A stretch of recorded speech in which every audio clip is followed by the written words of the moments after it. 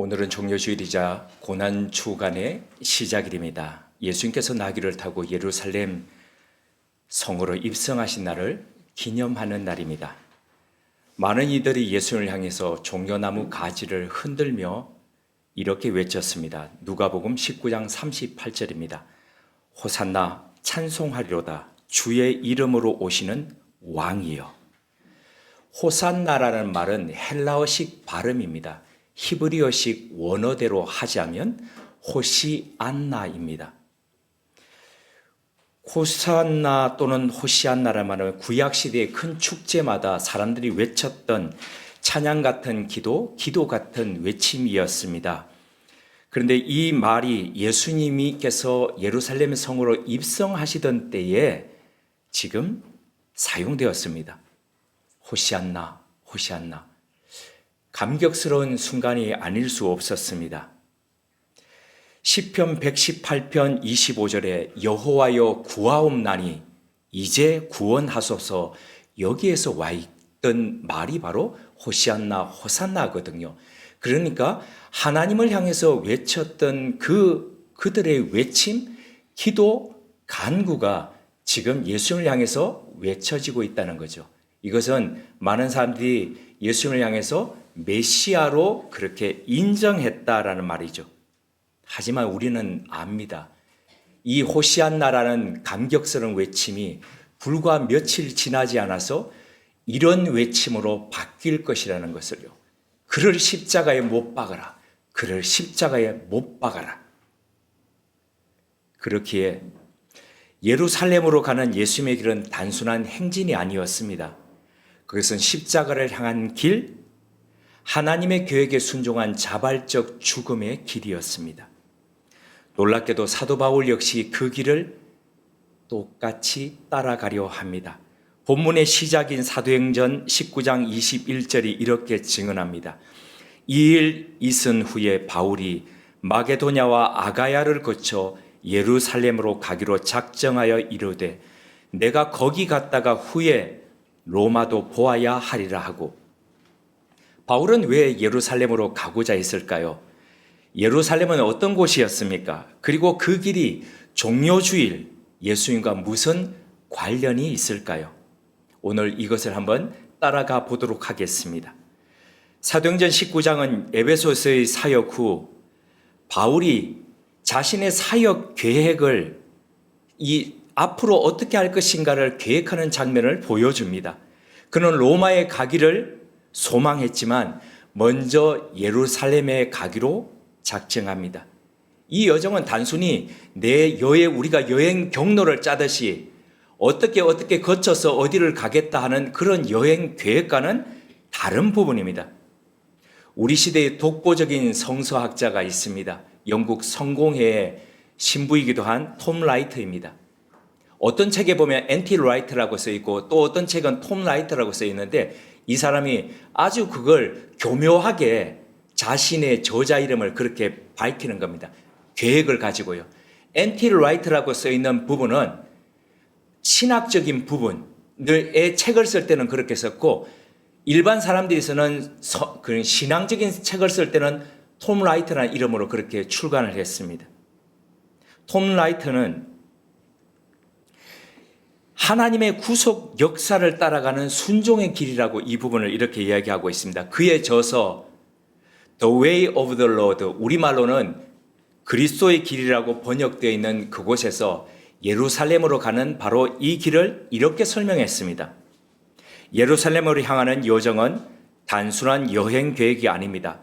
그것은 신학적 선언입니다. 다시 말해 평안이 아닌 십자가로 이어지는 주님과 같은 길을 걷겠다는 다짐입니다. 바울은 예수님처럼 예루살렘으로 갑니다. 그리고 거기서 결박당해 로마로 끌려가 복음을 증거하게 될 겁니다. 그는 고난을 피하지 않고 순종의 길을 선택합니다. 자신이 사랑하는 주님과 같은 길을요. 그런데 이러한 바울의 선택은 당시 유태인들이 생각하던 예루살렘과는 다른 개념이었습니다. 그렇다면 당시 유태인들이 생각했던 예루살렘이라는 개념은 어떤 것이었을까요? 예루살렘으로 가는 순례길은 어떤 의미가 유대인들에게 있었을까요? 예루살렘은 예나 지금이나 유대인들에게 있어서 꿈의 도시입니다. 세 종교가 부딪히는 곳이기도 하죠. 유대교, 기독교, 이슬람교 모두가 다 자신들의 성지라고 그렇게 생각합니다. 다윗이 여부스 민족에게서부터 예루살렘을 빼앗아서 왕의 도시로 수도로 삼은 것이 3,000년이 넘었습니다. 그래서 얼마 전에 3,000년 수도 기념해서 유대인들은 그렇게 축제를 벌리고 기념하고 했지만 실상은 예루살렘이 70년에 티투스 장군에게 의해서 완전히 회파되고 난 뒤부터 근 2000년간 아랍인들이 그곳에서 생활하고 있었습니다. 그럼에도 불구하고 유대인들에게는 자신들의 도시입니다. 거룩한 도시이고 순례 여행의 최종 종착지이기도 합니다. 유대 산지 위에 760m 고지 위에 위치해 있는 이 도시에는 가파른 언덕들이 있습니다. 그리고 가파른 언덕들이 있으니까 또 깊은 협곡들이 이렇게 이어져 있습니다. 멋진 건물들과 함께 절경이 펼쳐집니다. 꼭 벌집 모양으로 좁은 골목들이 이어져 있습니다. 가보시면 3m도 폭이 채 되지 않는 길을 꼬불꼬불 그 양쪽 가로 얼마나 많은 상점들이 있고 호객행위가 이어지는지 모릅니다. 그 길이 바로 비아 돌로로사 십자가의 길입니다. 갖가지 향신료와 싱싱한 올리브 그리고 절인 올리브가 그렇게 다양한 색깔을 띠고 우리 김치처럼 그렇게 절여 있는 줄 몰랐습니다. 각 구운 빵과 달콤한 포도주 향기가 길거리를 가득 채우고 있습니다. 다양한 언어로 기도하는 사람들의 소리가 여기저기에 들려옵니다. 유대인의 역사와 성경을 보면 특별히 예루살렘으로 올라가는 데는 두 가지 이유가 있었습니다. 하나는 왕을 세우기 위해서 또는 그 왕을 경배하기 위해서 신의 예를 다하기 위해서입니다. 그래서 갔습니다. 또 다른 하나는 하나님을 만나기 위해 희생 제사를 드리기 위해 그분의 사랑과 구원과 언약을 기억하기 위해서 특별히 그래서 유대인들은 1년에 3번 유오초, 6월절, 오순절, 초막절에 항상 예루살렘으로 몰려들었습니다. 이 두 가지 일은 쉬운 일이 아니었습니다. 모든 왕에게는 적대자들이 있었습니다. 그래서 왕 가까이 나아간다는 것은 때때로는 위험을 감수해야 하는 일이기도 했습니다. 하나님께로 나아가는 이 성전으로 가는 길도 그러했습니다. 거기까지 가기까지 산과 강과 강도의 위험을 감내해야 했습니다. 그래서 시편 121편도 보면 내가 산을 향하여 눈을 들리라 그러면서 120편부터 쭉 시작되는 거기에 부제목들이 붙여 있지 않습니까? 성전으로 나아가는 노래. 그 먼 성전으로 가기 위해서 여러 위험 속에서 사람들이 몰려가면서 그 노래를 부르면서 서로 격려했습니다. 문경 세제에 가시면 세제지 않습니까? 추평령도 그렇고요. 먼 길 조선 그때에 이 한양으로 과거를 보고 또는 여러 가지 일들로 인해서 오기 위해서 그 높은 산을 넘어야 되는데 때때로 저녁이 돼 가면은 사람들이 위험해서 그 산을 넘기 전에 주막에서 머물렀지 않습니까? 그런데도 급히 가야 되는 사람들은 횃불을 켜고 여러 사람들이 몰려가지고 그 산을 넘어갔지 않습니까? 그 산을 넘어갈 때에 호랑이나 아니면 맹수의 위험과 산적들의 위험을 감내하면서까지 그렇게 넘어갔지 않습니까? 유대인들도 마찬가지였다는 겁니다. 하나님의 임재로 들어가는 그 길은 산과 강과 강도의 위험처럼 또 위험하고 어려웠습니다. 여전히 어둡고 신비로웠습니다. 제사장들의 도움을 받거나 또는 제사장들의 방해를 받기도 했습니다. 선지자들에게부터 빛을 받기도 했지만은 선지자들이 그 빛을 흩뜨리기도 했습니다. 예루살렘은 본래부터 왕의 보좌이며 예배의 공간이었습니다. 예수님은 갈릴리 북부에 계시면서 자기를 따르는 이들에게 모호한 표현으로 두 가지 의미가 담긴 이 순례에 동참하라고 독려하셨습니다. 예수님 시대의 많은 갈릴리 사람들은 유대 산지 쪽에 사는, 그러니까 예루살렘을 중심으로 있는 그 사람들에게 무시당하고 배척당했습니다. 그럼에도 불구하고 예루살렘은 그들에게 희망의 도시였습니다. 그러나 또 다른 의미에서 그들에게 절망의 도시이기도 했습니다. 그곳은 여전히 순례와 기도의 장소, 언젠가 하나님의 영광과 승리로 돌아올 그런 장소로 갈릴리인들에게는 인식되어 있었습니다. 그럼에도 불구하고 예루살렘은 갈릴리인들이 보기에 혐오스러운 유사 귀족이자 로마 총독의 꼭두각시인 대제사장들이 사리사욕을 차리고 있었습니다. 자신들의 정치적 특권을 뒷받침하고 완충하는 데에 종교적 특권을 그리고 종교적 지위를 악용하면서 정권을 휘두르던 곳이 바로 예루살렘이었습니다. 예루살렘으로 가는 이 순례의 길을 계획했던 예수님 시대에 많은 갈릴리인들은 앞서 제가 말씀드렸던 시편의 말씀, 그 노래, 성전으로 올라가는 노래를 부르면서 그들은 메시아가 그 길을 함께 올라갈 것이며 결국 메시아가 그들을 해방시켜 줄 것이라는 꿈을 꾸었습니다. 메시아는 사악한 통치자, 그리고 제사장들, 헤롯, 로마인들, 그 패거리들을 쓸어버리고 하나님의 기름 부음을 받은 자로서 정의와 평화로 다스릴 것이라고 그들은 믿었습니다. 이것은 위대한 소망인 동시에 위험한 기대이기도 했습니다. 예수님의 12 제자들은 지금이 바로 그 순간이라고 믿었습니다. 예수님은 놀라운 일을 행하시며 하나님 나라에 대해서 가르치시면서 그 기대에 찬 갈릴리인들을 끌고 예루살렘으로 향하셨습니다. 가시기 전 예수님은 당신이 메시아임을 고백한 베드로에게 그 믿음의 고백 위에 당신의 집을 세우실 것이라고 말씀하시면서도 그분은 당분간 자신이 메시아인 것을, 그리스도인 것을 아무도에게도 알리지 말라라고 당부하셨습니다. 예루살렘은 예수님이 왕이 되기 위해 가야 할 곳이었습니다. 물론 제자들이 가장 듣고 싶었던 메시지가 바로 이것이었습니다. 그들의 사길은 하늘을 찌를 듯 높았고 제자들은 이미 주님과 더불어서 예루살렘으로 갈 준비가 되어 있었습니다. 그들은 예수님을 왕으로, 유대인의 왕뿐만 아니라 세상의 왕으로 세울 만반의 준비가 되어 있었습니다.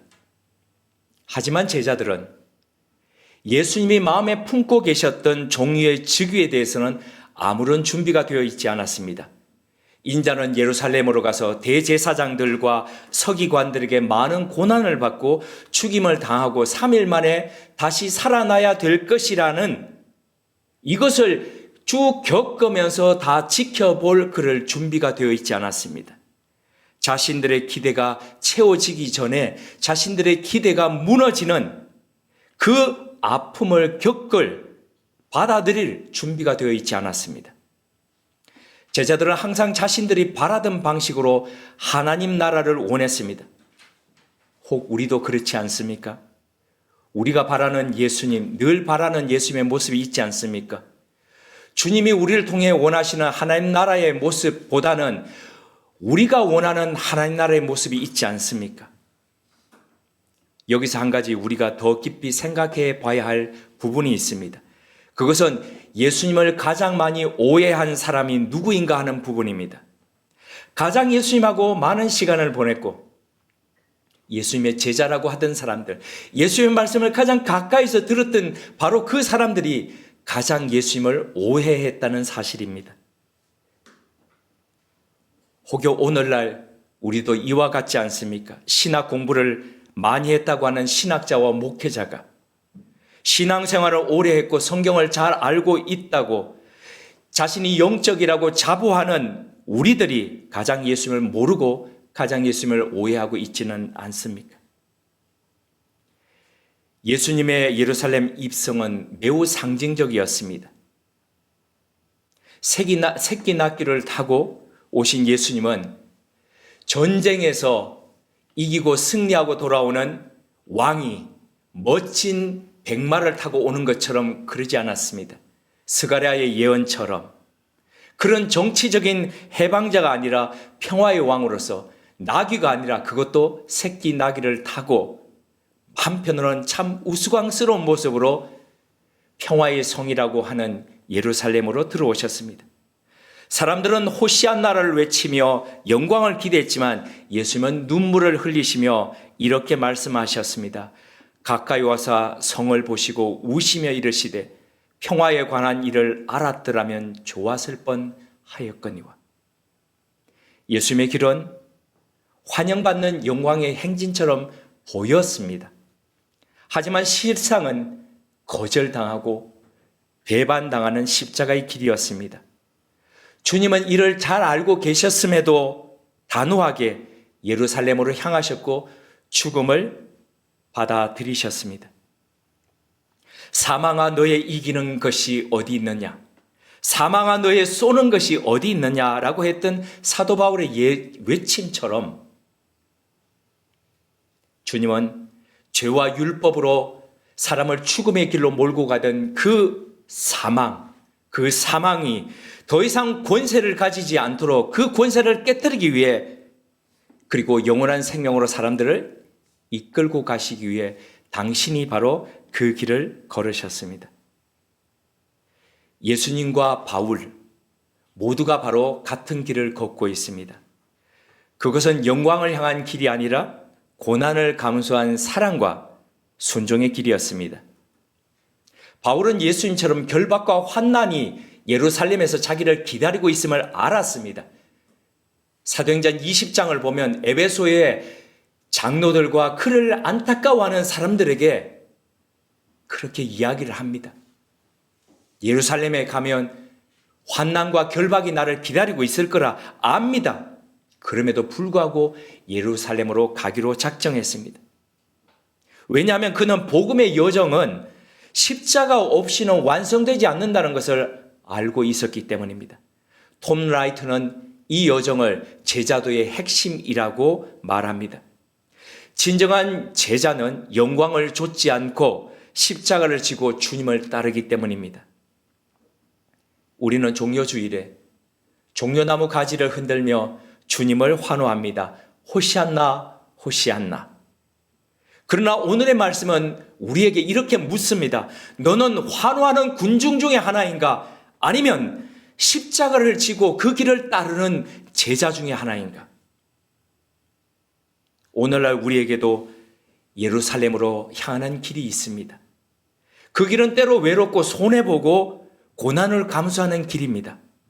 세상에서 외면받을지라도 정직을 선택하는 길, 가족 안에서 화해를 위해서 먼저 내가 잘못했다기보다는 내 가족이 잘못했던 것이 훨씬 많음에도 불구하고 먼저 용서의 손을 내미는 길, 세상의 유혹을 뿌리치고 말씀에 순종하는 길, 세상의 모든 사람들이 이익을 쫓아서 가는 그 길로 가고 있음에도 불구하고 이익보다는 의미를 추구하면서 가는 길, 이 길이 바로 예수님의 길이며 바울의 길이며 오늘날 우리가 따라가야 할 종려주일의 길이기도 합니다. 예수님은 예루살렘으로 가셨고 그 길 끝엔 십자가가 있습니다. 그러나 거기서 끝나지 않습니다. 부활이 그 길의 완성입니다. 사도 바울 역시 예루살렘과 로마를 지나서 결국 그 길을 완주했고 그의 순종은 오늘 우리에게 복음이 되었습니다. 언젠가 유럽을 떠나기 전에 마지막 갔던 그 로마 외곽에 사도 바울이 마지막 참수형을 당했던 그곳, 수도원을 향하는 길에 그 길가에 흔들리면서 향을 뿜어내던 유칼립투스 그 가로수길이 늘 잊혀지지가 않습니다. 2000년 전 그는 피비린내를 흘리면서 목이 떨어져 이 땅을 떠났지만 지금도 여전히 향기를 뿜는 그 유칼립투스 향처럼 그의 삶은 로마까지, 예루살렘을 거쳐서 로마까지 갔던 그의 삶은 부활과 복음의 증거자로 우리 가운데 향기와 복음이 되고 있기 때문입니다. 귀하신 우모름 가족 여러분, 이번 종려주일에는 단지 종려나무 가지를 흔들며 손을 흔드는 신앙이 아니라 발로 움직이는, 발을 옮기는 순종의 신앙으로 나아가셨으면 합니다. 영광이 아니라 십자가를 향해, 편안함이 아니라 순종을 향해, 대중의 박수보다는 하나님의 인정을 향해 예수님의 발자취와 사도 바울의 발걸음을 따라서 예루살렘으로 나아가셨으면 합니다. 호시안나, 회시안나 외치며 시작한 우리의 길이 주님의 십자가를 따르겠습니다라는 고백으로 이어지기를 간절히 기원드립니다. 함께 기도드리겠습니다. 하나님, 종려주일 주님의 예루살렘 입성과 사도 바울의 결단을 통해 우리의 예루살렘을 돌아보게 하시니 감사드립니다. 제자들처럼 우리도 항상 바라던 그 방식으로 하나님 나라를 원하지는 않았는지요? 제자들이 바라던 메시아의 모습처럼 우리가 늘 바라는 예수님이 있지는 않았습니까? 주님이 우리를 통해 이루기를 원하시는 하나님 나라와 우리가 바라는 하나님 나라가 너무 상이하지는 않았습니까? 주님을 잘 안다고 하면서도 세상은 가장 주님을 오해한 사람으로 살아오지는 않았습니까? 이런 질문들 속에 우리가 나아가야 할 오늘날의 예루살렘의 길을 생각하며 결단하게 하시니 감사드립니다. 예루살렘으로 가는 길이 때로 외롭고 손해를 보고 고난을 감수하며 세상에서 알아주지 않는 길이라 할지라도 우리 서로 격려하며 이 믿음의 길, 제자도의 길을 아름답게 완주해가는 우모름의 가족들 되게 하옵소서. 호시안나 호시안나 말만의 찬양이 아니라 우리의 삶으로 그 길을 감내하고 감사하며 걸어가는 제자들 되게 하옵소서. 그리하여 십자가의 길의 끝에 찬란한 부활의 영광과 마주하게 하옵소서. 예수님의 이름으로 기도드립니다. 아멘.